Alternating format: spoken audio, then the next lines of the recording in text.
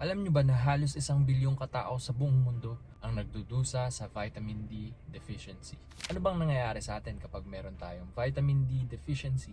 Una, bababa ang energy level natin. Para bang lagi na lang tayong latang-lata. Pangalawa, nakakaranas tayo ng sakit sa likod at sa mga kasukasuan.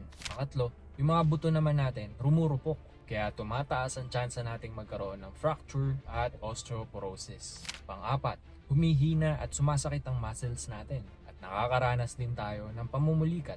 Pang-lima, nagkakaroon tayo ng pagbabago sa ating mood gaya ng anxiety at depression. Pang-anim, bumababa ang ating immune system na kung saan tumataas ang tsansa nating magkaroon ng impeksyon. Panghuli, bumabagal ang paghilom ng ating mga sugat pagtapos ng surgery o injury.